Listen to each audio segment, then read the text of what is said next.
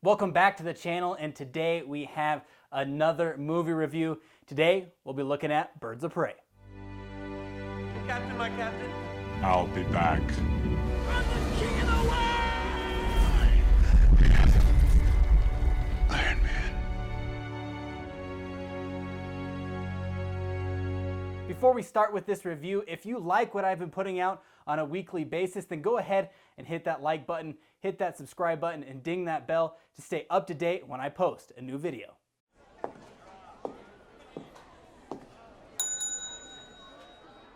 Can I help you?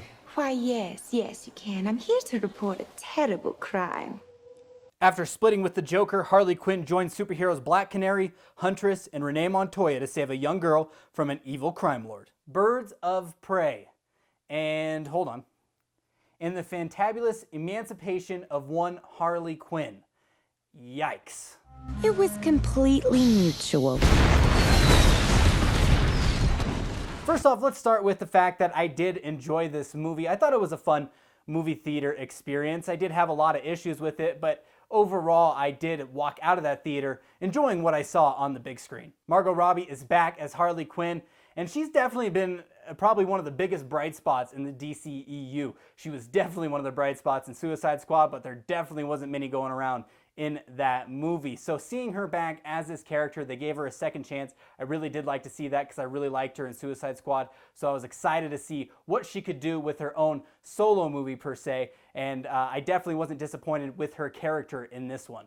This film was shot beautifully, and I really enjoyed looking at it. It was quite the spectacle. There was a ton of colors, and that's kind of strays away from what DCEU is used to doing. Man of Steel, Batman vs. Superman, those are very dark films, but Birds of Prey is the opposite of that. Extremely colorful, a lot like Aquaman. Aquaman really hit you in the face when it came to the animation and the CGI on that, and Birds of Prey follows suit with the beautiful color in this film. But it kind of has to be that way to show the personality of one Harley Quinn. I feel like Cathy Yan did a pretty good job directing this movie. The action scenes were top notch. She shot everything in a wide frame so you could see exactly what was going on, what punches were being thrown, you knew who were throwing the punches. That's exactly how action movies should be. I hate action movies that are all tight shots with a ton of cuts. You can't see what's going on. It's dark. Those are the worst kind of action movies. So the fact that I could see all the moves that were being done, all the punches that were being thrown,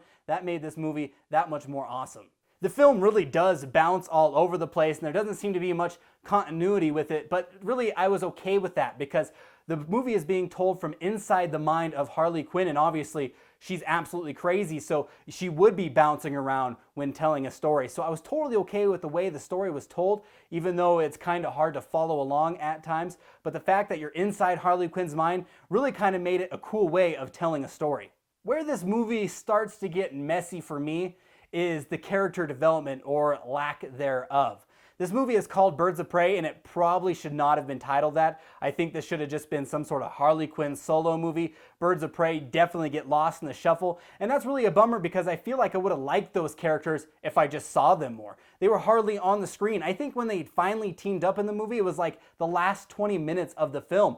It was all Harley Quinn up until then, so I really don't know why they went with the Birds of Prey title when it's really not about Birds of Prey like at all until essentially the end of the movie. I really do appreciate when comic book movies don't shy away from the R rating. I do appreciate a good R-rated comic book movie. Look at Deadpool, look at Logan. Those are great films and their R ratings were well deserved and they did it well.